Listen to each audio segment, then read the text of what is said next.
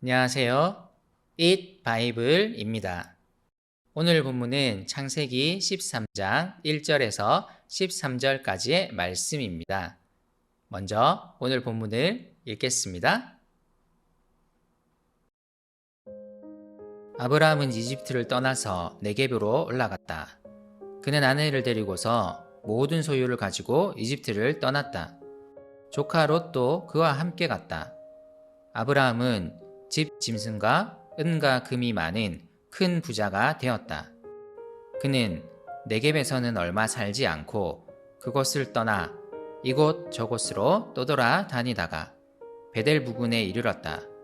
그곳은 베델과 아이 사이에 있는 예전에 장막을 치고 살던 곳이다. 그곳은 그가 처음으로 제단을 쌓은 곳이다.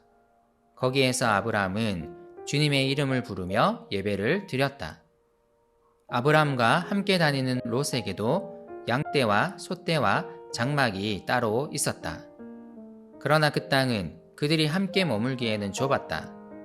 그들은 재산이 너무 많아서 그 땅에서 함께 머물 수가 없었다. 아브라함의 집 짐승을 치는 목자들과 롯의 집 짐승을 치는 목자들 사이에 다툼이 일어나곤 하였다. 그때의 그 땅에는 가나안 사람들과 브리스 사람들도 살고 있었다. 아브라함이 롯에게 말하였다. 너와 나 사이에 그리고 너의 목자들과 나의 목자들 사이에 어떠한 다툼도 있어서는 안 된다. 우리는 한 핏줄이 아니냐. 내가 보는 앞에 땅이 얼마든지 있으니 따로 떨어져 살자. 내가 왼쪽으로 가면 나는 오른쪽으로 가고 내가 오른쪽으로 가면 나는 왼쪽으로 가겠다. 롯이 멀리 바라보니 요단 온 들판이 소알에 이르기까지 물이 넉넉한 것이 마치 주님의 동산과도 같고 이집트 땅과도 같았다. 아직 주님께서 소돔과 고모라를 멸망시키시기 전이었다. 롯은 요단의 온 들판을 가지기로 하고 동쪽으로 떠났다. 이렇게 해서 두 사람은 따로 떨어져서 살게 되었다. 아브라함은 가나안 땅에서 살고 롯은 평지의 여러 성읍을 돌아다니면서 살다가 소돔 가까이에 이르러서 자리를 잡았다. 소돔 사람들은 악하였으며 주님을 거슬러서 온갖 죄를 짓고 있었다. 아브라함은 이집트에서 큰 위기를 자초했습니다. 아내 사례를 잃을 뻔했던 그는 하나님의 개입으로 인해 위기를 벗어납니다. 말씀에 순종하여 아버지의 집을 떠났던 아브라함은 기근이 닥쳐오자 하나님의 말씀을 의지하기보다는 두려움에 빠졌습니다. 우리의 삶도 늘 말씀에 대한 의지와 두려움의 반복인 것 같습니다. 그럼에도 우리가 하나님 안에 있음을 잊지 않았으면 좋겠습니다. 이제 아브라함은 다시 가나안 땅으로 돌아옵니다. 기근으로 인한 배고픔을 이기지 못해 이집트로 갔던 아브라함은 이제 큰 부자가 되어 가나안 땅으로 돌아옵니다. 성경은 이것이 하나님의 인도임을 암시하고 있습니다.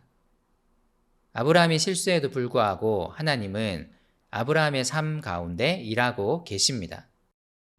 그는 다시 베델과 아이 사이 예전에 장막을 치고 살았던 곳으로 돌아옵니다.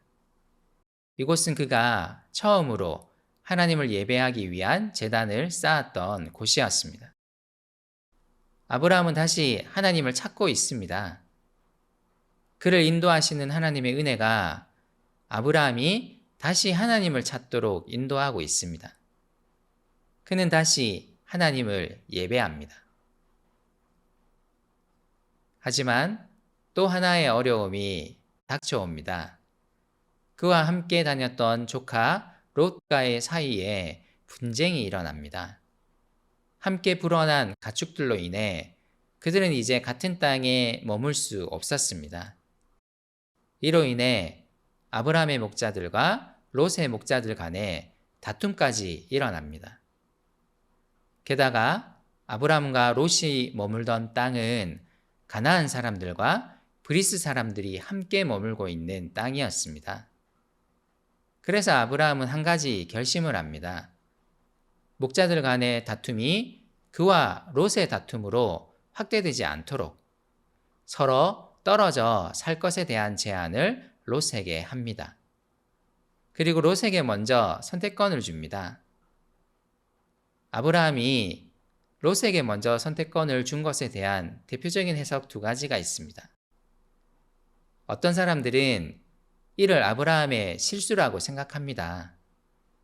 이 사람들은 가나안 땅이 하나님이 약속하신 땅이라는 것을 신뢰했다면 그가 먼저 나는 그대로 여기 가나안 땅에 머물겠다고 주장했어야 한다고 생각합니다. 만약에 롯이 자신이 가나안 땅에 머물겠다 말했으면 아브라함은 다시 큰 위기에 처했을 것이라고 주장합니다. 또 다른 견해의 사람들은 아브라함이 롯에게 너그럽게 간용을 베풀고 있다고 생각합니다. 오늘 이야기가 이후 롯이 하는 행동에 대해 비판적이지 아브라함의 이 행동에 대해서는 어떤 평가도 하고 있지 않기 때문입니다. 아브라함이 이집트로 갔을 때와 같은 부정적인 뉘앙스의 표현들은 등장하지 않습니다.